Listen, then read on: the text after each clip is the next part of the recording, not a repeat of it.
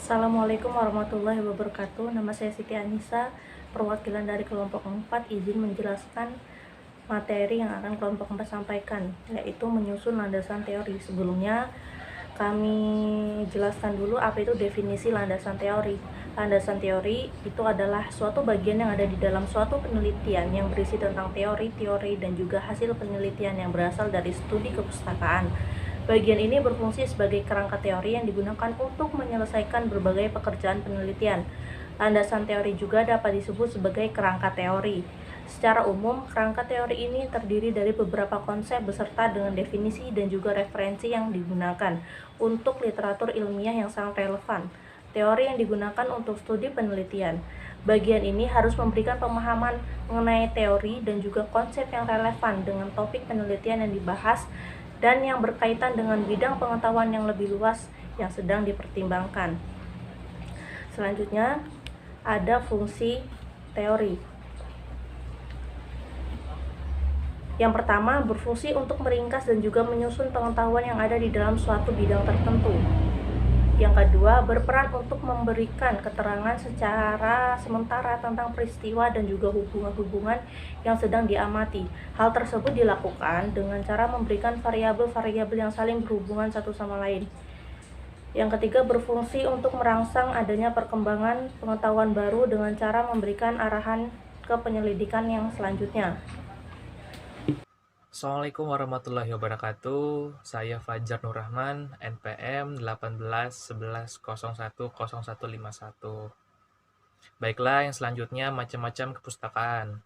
Penelitian kepustakaan merupakan metode dalam pencarian, mengumpulkan, dan menganalisis sumber data. Penelitian kepustakaan merupakan metode dalam pencarian, pengumpulan, dan laporan penelitian kepustakaan. Adapun metode yang dapat digunakan dalam penelitian kepustakaan antara lain yang pertama, pencarian kata kunci. Cari kata kunci yang relevan dalam katalog, indeks, mesin pencari, dan sumber teks lengkap. Ini berguna baik untuk mempersempit pencarian ke judul subjek tertentu dan untuk menemukan sumber yang tidak ditangkap di bawah judul subjek yang relevan.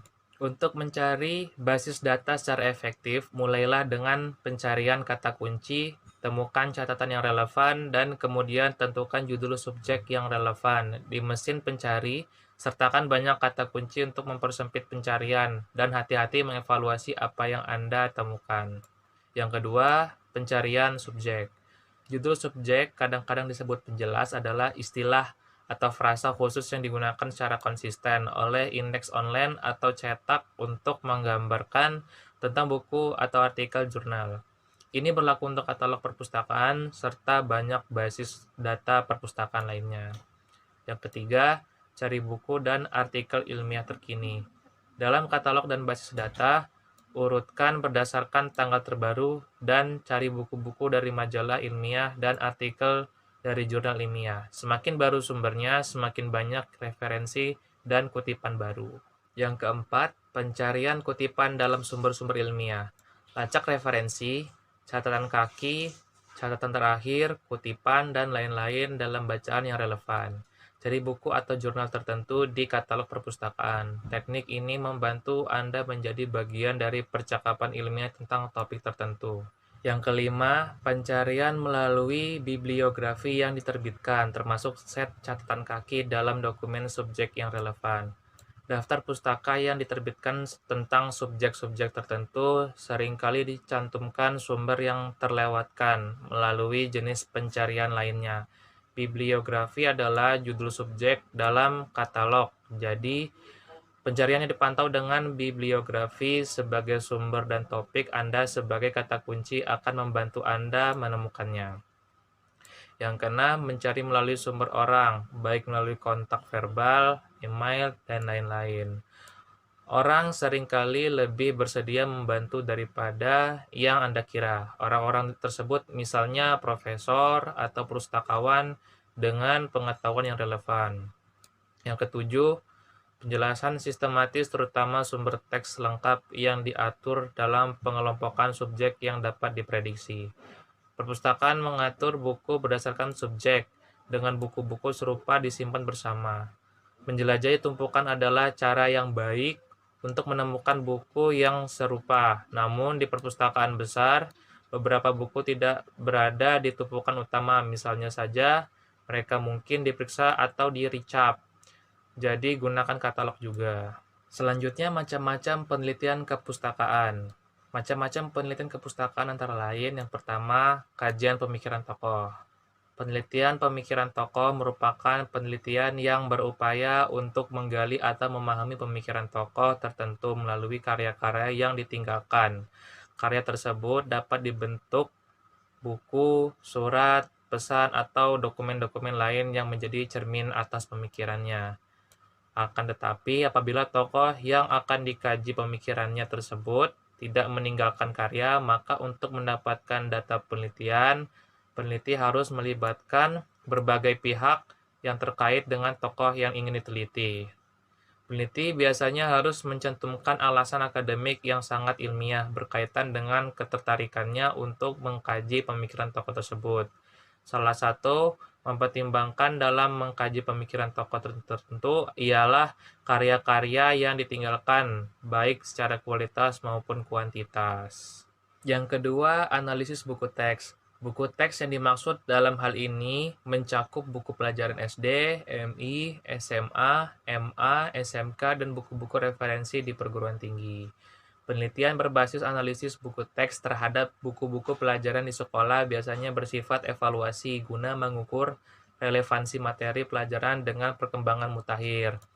Sedangkan penelitian kepustakaan terhadap buku-buku referensi di perguruan tinggi lebih bersifat pengembangan atau implementasi teori yang telah ada dan relevansinya dengan perkembangan zaman sekarang. Yang ketiga, kajian sejarah. Hampir semua penelitian sejarah selalu menggunakan penelitian kepustakaan dengan teknik pengumpulan data dokumenter. Akan tetapi, data-data dalam penelitian sejarah tidak terbatas pada buku atau karya, melainkan juga mencakup benda-benda peninggalan sejarah. Meskipun demikian, penelitian sejarah tidak hanya sebatas untuk mencari tahu peristiwa yang telah terjadi di masa lampau, tetapi lebih menitikberatkan pada analisis sejarah yang berupaya mengungkap peristiwa-peristiwa di balik bukti-bukti sejarah yang ada. Selanjutnya, cara menuliskan penelitian kepustakaan. Berikut ini langkah-langkah yang dapat Anda ikuti dalam melakukan penelitian kepustakaan. Yang pertama, identifikasi topik Anda. Jika Anda belum memilih topik, ada saran yang perlu Anda perhatikan. Nyatakan ide topik penelitian Anda sebagai pertanyaan. Misalnya, jika Anda tertarik untuk mencari tahu tentang penggunaan minuman beralkohol oleh mahasiswa, Anda dapat mengajukan pertanyaan, apa efek penggunaan minuman beralkohol terhadap kesehatan mahasiswa? Identifikasi konsep atau kata kunci utama dalam pertanyaan Anda. Dalam hal ini, konsep atau kata kunci utamanya adalah minuman beralkohol, kesehatan, dan mahasiswa. Yang kedua, temukan konteks dan informasi latar belakang. Setelah Anda mengidentifikasikan topik penelitian Anda dan beberapa kata kunci yang menggambarkan, cari dan baca artikel dalam ensiklopedia, kamus, dan buku pegangan. Artikel-artikel ini akan membantu Anda memahami konteks historis, budaya, disiplin topik Anda. Sumber latar belakang yang paling umum adalah ensiklopedia dan kamus dari koleksi cetak dan referensi online. Buku teks juga memberikan definisi istilah dan informasi latar belakang. Yang ketiga, carilah buku. Carilah buku yang relevan dengan topik yang telah Anda pilih. Untuk mempermudah pencarian, Anda bisa mencari melalui katalog perpustakaan tempat Anda mencari referensi. Yang keempat, carilah artikel.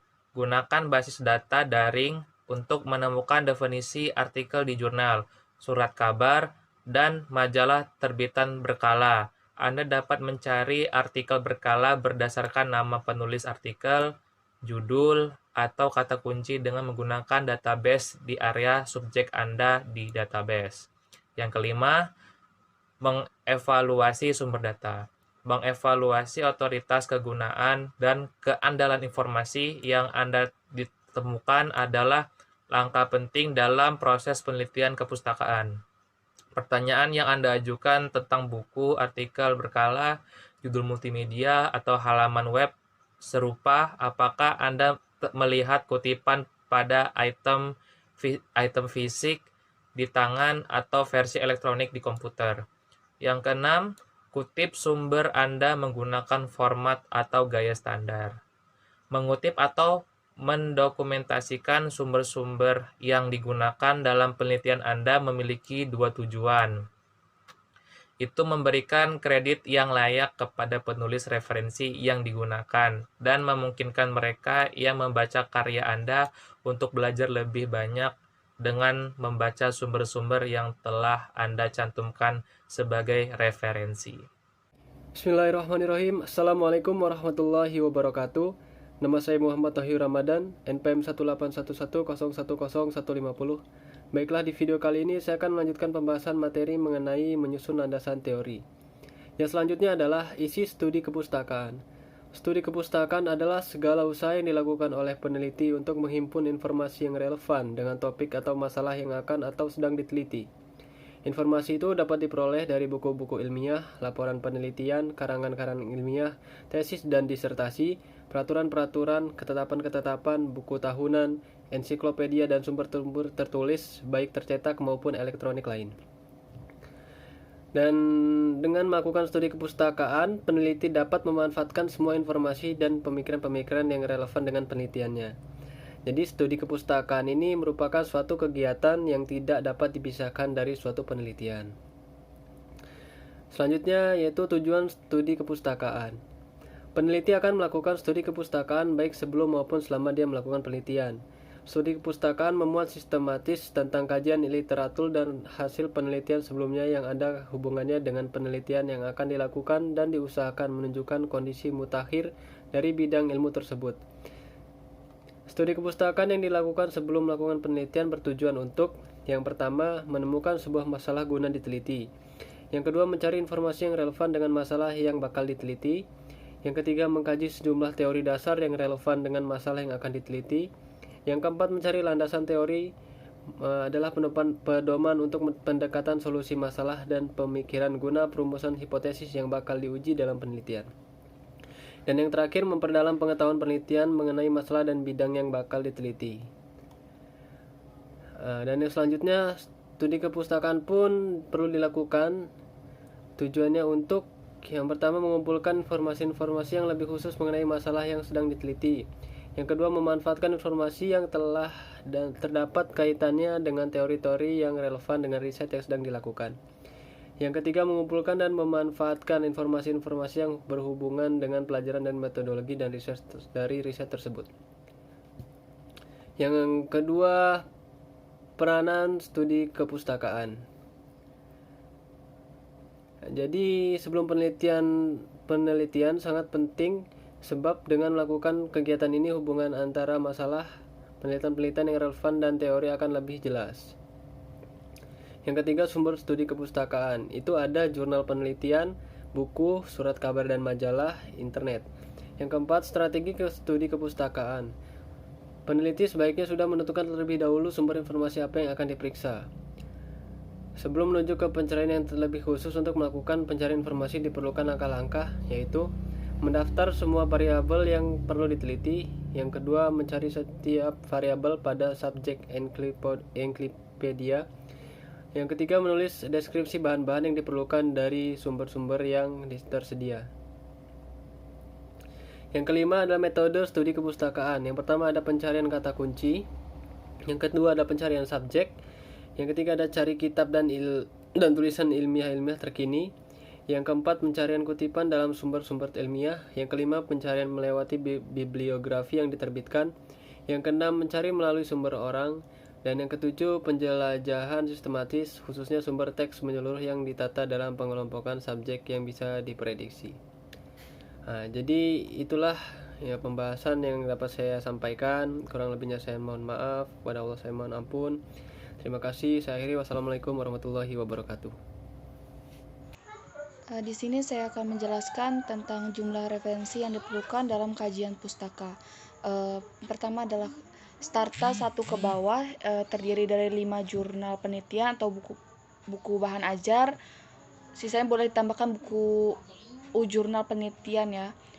Untuk starta 2-nya harus terdiri dari 8 jurnal penelitian atau buku ajar. Sisanya boleh ditambah jurnal. Starta 3 harus terdiri dari 10 jurnal penelitian, buku ajar, atau boleh ditambah jurnal penelitian. Di sini saya akan menjelaskan juga tentang mengorganisasikan substansi kajian pustaka. Mulai dengan materi hasil penelitian yang secara sekuensi diperhatikan dari paling relevan sampai yang cukup relevan. Cara lain juga dapat misalnya dengan melihat tahun penelitian diawali dari yang paling mutakhir sampai yang berangsur-angsur. Itu membaca abstrak ya, terus mencatat bagian-bagian yang paling relevan. Dia harus real ya penelitian pustaka itu. Terus juga harus teliti dalam kajian pustaka nulisnya. Jadi kajian pustaka itu ditulis secara teliti dan terstruktur. Yakinlah bahwa isi acuan tersebut dikutip secara langsung, diringkas, dan diuraikan dengan menggunakan bahasa sendiri.